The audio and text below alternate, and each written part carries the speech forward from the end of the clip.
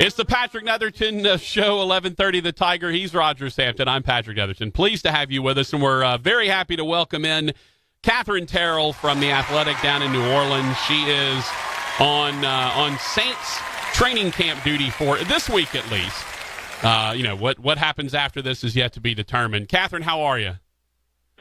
I'm doing pretty good. How about yourself? I'm not bad. I'm not bad. So walk me through what the media, because I've kind of gotten dribs and drabs from you and your colleagues and other folks that are down in the New Orleans area.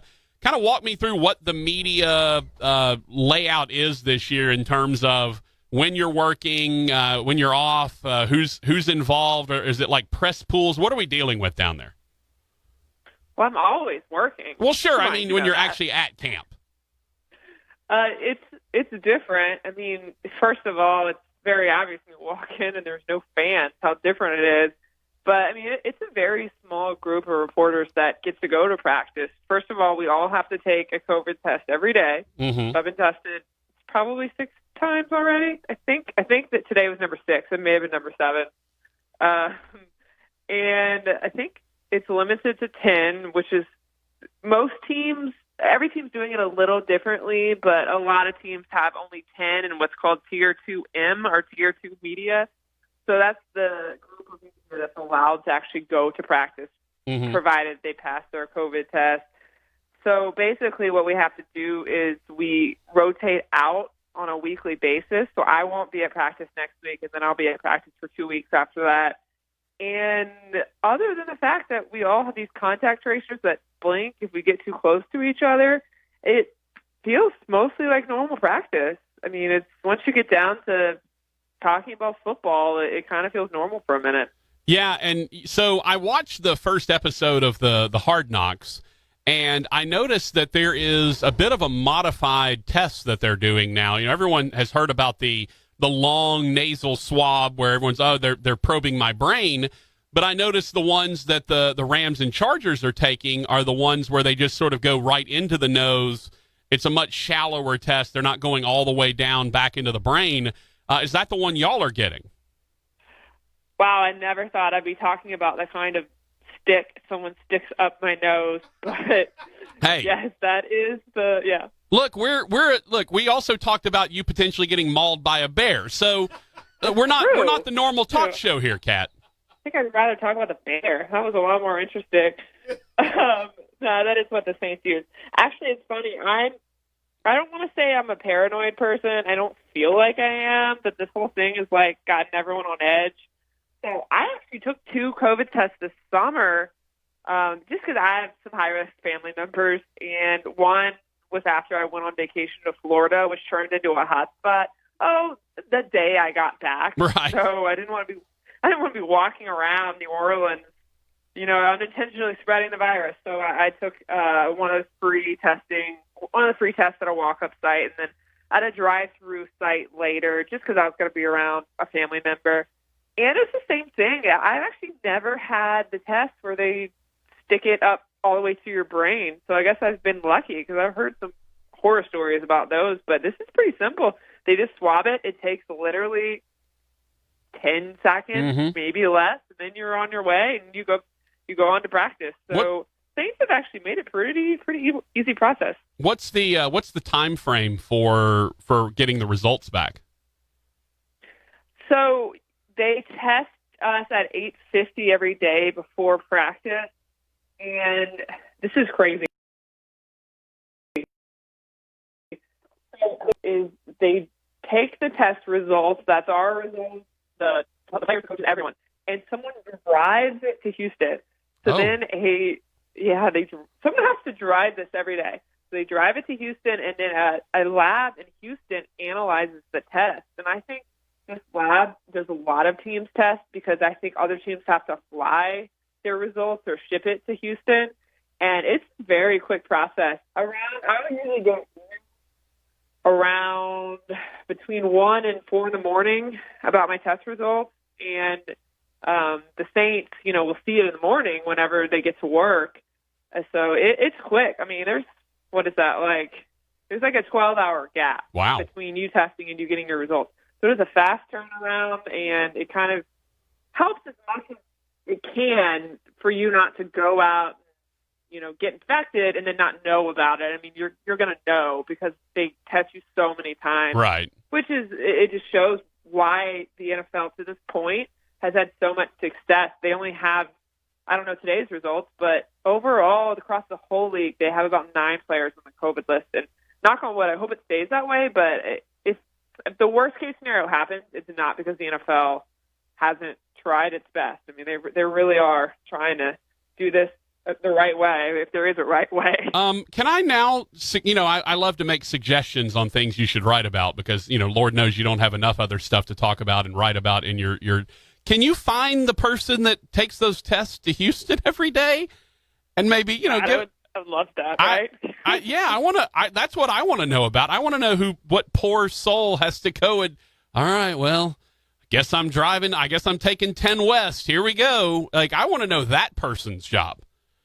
Isn't that crazy? Yeah. My theory, I don't know, but I guess because Houston is so close, you could put it on a plane or ship it, but it's not going to get there any faster. And this way, you're completely in charge of the test results, and you know that they're not going to get lost in some crazy chain of events. So I guess the Saints probably wanted it, as few people as possible handling these because it's so important. Because, man, what if you lost an entire day's worth of results? I don't know what would happen at that point, and let's hope it doesn't. But it's kind of crazy to think about. Like if you had an entire gap with all the players and all the coaches, I assume everyone would be fine. If you just, I don't know, have people quarantine that day, but it would be good. So I could see the logic behind it. It just seems like I hope it's not the same person every day. Well, that's a lot of driving. No, that is a lot of driving. One of my more sarcastic listeners texted in and said, "That's really a fast turnaround. They must get the results back from Houston by banging on a trash can." So yeah, I know. My Astros loving producer is not a fan of that particular text. I can tell you that. Talking to Katherine Terrell of the Athletic in New Orleans. Well, that actually brings up an interesting question because you've brought this up several times. We've seen what appears to be a reasonable number of false positives for the Saints so far. And I wonder how much this process has to do with that, if the speed is maybe giving some bad results or something, because we've seen some folks jump on and off of the COVID list really quickly. Well, I don't think so because it's not a rapid test. I mean, there's still a lab analyzing it. The only reason it's so fast is because I assume the NFL is paying a significant amount of money to have these, prioritized, and you could get in a whole other argument about that. But this is not the rapid test where it's, they give you a result in 15 minutes. And those are questionable. My theory, because, we have nothing but time lately to come up with random virus theories, is that I wonder if someone that has already been exposed and has antibodies to it is triggering something in these tests to make a false positive appear. Because out of the 3 players that tested positive, I know of 2 that had the antibodies. So they, antibody test is also not 100% accurate. Sure. But I wonder if that is where these false positives are coming from. I don't know, but I do find it interesting, and I do wonder how it's going to work if someone has a false positive test like a day before a game or something. Eventually they are going to go to a schedule where they're not testing every day. Right now they're keeping on that. As long as the rate of positive tests in the NFL stays below a certain threshold, they can move on to, I think, every 2 days or something like that. But the NFL decided, hey, we'll just stay with every day for now. But I don't know. We don't know a lot about this virus, but I do wonder maybe the antibodies or having had the virus or been exposed to it triggers something to occasionally make a false positive. I just wonder. Science lesson for the day. I mean, look, we all got our Facebook medical degrees at the same place, so of course, why not? Hey, I'm just wondering if this leads to an Ontario Smith-like schnozzinator, where someone's like, hey man, let me borrow your clean snot so that I can get by with the test because I know I've got COVID, but I got to play next week. I got to play on Sunday. So let me borrow your nose real quick. A fake nose like Ontario Smith had the Whizzinator. I don't think that's possible with the way this is set up. But if someone could manage that, that would be interesting. But if someone also did that and just went around spreading this virus, yeah, well, that would be a whole other story. Yeah, so, no, yeah, that would be something. They do confirm you do have to go in person. There's several people there that pull out your information, and there's not that many people that rotate out of the trailer that does the test, so they know you by sight pretty quickly. Well, so, yeah, but I mean, you show up with a fake nose, right? I got stung by a bee. My nose is a little bit bigger today than it was yesterday. Show up with a fake nose. Nobody knows. It's Bobby Valentine in the dugout for the Mets. Nobody's any wiser. This sounds like the ridiculous contraptions they come up with to hide alcohol. I mean, literally, Ontario Smith had the Whizzinator to try to have clean pee. I mean, they'll come up with anything to get by. You think you spend all this time coming up with these new inventions to get past a test. You could just not do the things that would result in a test. I'm not talking about COVID, PSA. Right. Just in general. I was like, man, I'm about to sound like I'm shaming people for getting this highly contagious virus. How dare you get a virus? I know. What is wrong with you? People, it is ridiculous though. The NFL has got to change this system where people get a false positive and their name is on the COVID list and everyone's automatically going, oh my God, you were out? What did you do? How did you get it? And then the person doesn't even have it. Yeah. It's crazy. What a weird world. They sent them to the leper colony. And it really feels like that. Yeah, it does. It does. Talking to Katherine Terrell, 13 minutes of non-Saints talk. Why not that? Actually, you were on with Jacob Hester earlier. He's our lead-in here in Shreveport. He simulcast up here, so we heard all your Saints news from earlier. So we got to cover some different ground. Good. You can just replay that interview. Right. Exactly. The listeners that are getting off work now. Exactly. All right. So one other thing before we get into the Saints stuff. Talked to Jane Slater from the NFL Network on Tuesday, and she mentioned that because of COVID, we're seeing a lot of new protocols. You can't get anywhere near the players. All the press conferences are done via Zoom. There's no access to anyone anymore, all of that stuff, which is understandable. You get that. But one of the things I was curious about is because the way the draconian NFL loves to hold on to information. They kind of have a little bit of that Iraqi information ministry thing. There's no tanks in Baghdad. They have a little bit of that. Do you worry that after all of this, that we may not see things go back to the way they were, that they may take this as an opportunity to hold on to some of these draconian rules they're putting in place where you can't tweet about where people are playing and what unit they're playing with and who gets hurt and all of this stuff?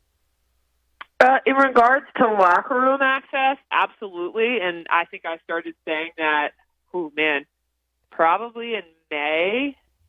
I said, I bet we're not going to have locker room access this year. And I understand that. Yeah. But I worry that that's going to be the future.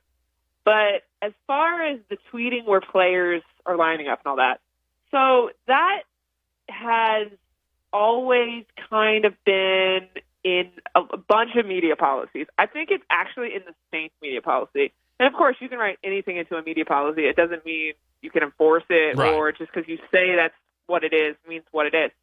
But the Saints, I will say, have probably, for as tightly as they hold on to injury information or what they consider competitive advantages, they actually kind of leave us alone in terms of what we can write about in practice aside from injuries. So while this new policy did say you can't, say where players are lining up, whatever, I'm like, okay, well, that's always been the case. What teams don't want is you giving out what they perceive are competitive advantages. Right. So I get that, don't write out, the Saints are running this specific trick play before they play this team next week. Yeah. I get that. Yeah. Man, what an Packers are amazing doing reverse flea absurd. flicker I just saw. You know. Right. I mean, well, if it's Yeah. open practice, I think that's completely fair game. Sure. But I think what the Packers are doing, and I figured that's probably what you're referring to, is what they don't want. There's no fans there, so what they're all worried about is that the writers will write about some of these unknown guys, then the Packers will try to sneak them through waivers, and they're going to get claimed. Yeah. Maybe they have post-traumatic losing Taysom Hill stress. We don't know. That was a long time ago. But I think it's absurd. These teams put themselves into pretzels about these small things, but I'm just thinking, okay, well, how many times have you actually had a guy claimed that you really liked? If you like him that much, keep him on the 53. If you like him a lot, but you can't keep him on the 53, then do what the Saints do and cut a veteran week one until teams have already kind of established their rosters, and then you bring the veteran back and cut the guy to the practice squad. I mean, right. You can do, but it's not. I mean, if you claim the guy, he has to go on your 53-man roster. So how many times is that happening? Does it happen? Yes. Is it enough where you need to tell the beat reporters who were the fans' voices that they can't say anything about practice? No, I just think that's a little over the top. So hopefully the Saints stay how they've been doing it. I think that we don't try to give away competitive information, but we do try to give the fans what they would like to hear. You know, they just want to know about their team. Yeah, and speaking of, since we actually haven't talked about the Saints yet, is it? I've been ranting. No, but is it kind of tough in some way because this is such a veteran team that there aren't that many, oh, look at this young guy who's going to break into the lineup. There just aren't that many holes for young guys to break through. Does that make it tough to report on a team like this? Because it's okay, hey, Breeze still looks good. The line is coming together. Like, there just doesn't seem to be as many holes to kind of find younger guys to poke through. I think it can be. I mean, we kind of joked for a year that as good as this team is, they're actually pretty boring. Yeah. They don't really have anything absurd happen. They used to when they weren't as good, but now they kind of just settled in. Their team doesn't have much turnover. Their coaches are the same. So when it comes to practice, I guess what I focus on is I know the fans want to know about Taysom Hill and Jameis Winston. Sure. They want to know about Marcus Davenport now that he's in year 3 because, the trading up and all of that. They want to know about Sheldon Rankins coming back from that injury. Fans almost always want to know about what wide receivers are going to make the team. Yeah. And there are spots for maybe 2 of them. And then, after that, it's really just, is anyone standing out that day? Maybe Ty Montgomery. I think people like knowing about that. But, yeah, it's not – there's really just not a lot to say. There's not a lot of – well, that's not the right word. I wrote 1,000 words on practice today. There is tons of stuff to say.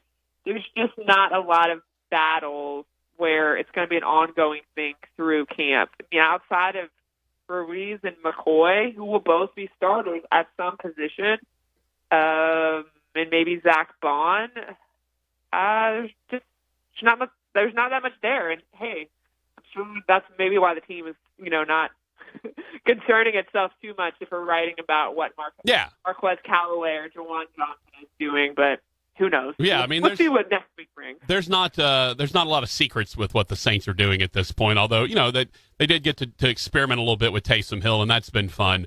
All right, so I have to ask because I felt like I was one of the few people that actually sort of harped on this, and it was the only negative I could find in Drew Brees, and that was the downfield throwing or lack thereof. What have you seen in terms of his arm? I still think he was playing with something wrong last year, that he never really pushed the ball deep at all. They didn't have a deep receiver anyway, but what have you seen in terms of his ability to push the ball down the field a little more? Yeah, a reader asked me about this today. I feel like I haven't seen much. I haven't seen this huge change where they're attempting more downfield throws. It could be just because I've only seen 2 padded practices and they've been pretty short. He's had a few nice throws, but nothing that I've said, wow, that was awesome. I think overall the defense has just looked better today, and no quarterback has really stood out. Like Jameis Winston had a few pretty passes, but they weren't connecting, and overall his stats weren't great today. I almost said Tamus. You named him that, right? Wasn't that the nickname you gave him? No, well, Drew Brees did. Oh, Drew did. Okay. Yeah, he said Tamus. I think he was embarrassed. It made me laugh. But Taysom hasn't really stood out either. So it's all about how you look at it. Either the defense is playing fantastic or you're worried about the offense. But I would go with the former. So maybe this will change, but I wish I could give people a better answer. I just haven't really seen much yet from that particular area. It's also super early, and I think people sort of. Right. I mean, this is what, first week of practice basically. So right, they're installing. Yeah, I mean it's super early, and so you're not going to see a lot of stuff, especially not when the media is there. They're gonna hold a lot of that stuff for indoors or that that's a great point. Yeah, another time period. You're not going to be looking at a whole lot of revolutionary stuff because again, they don't want you reporting on it. Even they're going to leave the good stuff for when they're behind closed doors or the media is not there. All right, so let's see. I think I covered everything. I think that's all that we wanted to hit on. No bear sightings. We did talk about a lot. Yeah, I mean, no bear sightings, or the king cake baby's not running around there terrorizing anyone or anything. Everybody's okay. I love the king cake baby. Oh, come on! You can't love the. No, I do. He just wants a friend. Yeah, a friend to murder and eat. I think he's just lonely. He's a little kid with a very weird-looking face. You know who else was a little kid? Who else was a little kid with a weird-looking face? Chucky. And you know what Chucky did? Chucky killed people. That. Yeah. He's not a kid. He is a doll. Okay, but what is the king cake baby? It's also a doll. Well, it's actually it's a nightmare is what it is. It's a walking nightmare. And why does it have skinny human legs? Can someone explain that to me? It's a giant baby face on skinny human legs. I don't like it. Catherine, I don't appreciate that you like it. I don't think my colleague Larry Holder is a big fan of the king cake baby either. I think I'm alone in this. I'm going to take up for the king cake baby, even though sometimes he threatens people on Twitter. Yeah, well, I mean, look, I would too. I would be scared, to be honest with you. I think you're just scared, and that's okay. Blink twice if you're being held by the king cake baby right now. Yeah, that's what I thought. Actually, he follows me on Twitter. Does he? And in real life? He does. I mean, maybe. I might show up. He might be outside my door right now. I promise you, if he is, he's just standing there staring very, very creepily because that's what he does. Yeah. Well, look, as we always know, Kat, this interview is never. It's not like any other interview you're ever going to get. So we do appreciate you agreeing yet again to come in and be a part of whatever insanity we have in our heads this day. If you ever want to talk about the type of COVID nasal swabs that are sticking up my nose, I'm there for it. Hey.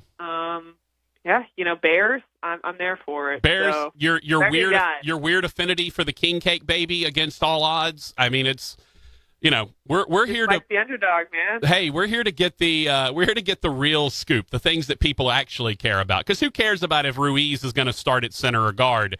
I want to know if Katherine Terrell likes the king cake baby or not. Exactly. This is the type of content people are tuning in for. Yes. Well, trust me, if they're listening to my show, I guarantee you they're tuning in for exactly this type of content. They know what they're getting. Kat, thank you so much. We appreciate it. This interview already. I don't blame you. I wouldn't have blamed you. Hey, be good. All right. See you. Kat Terrell from the Athletic New Orleans.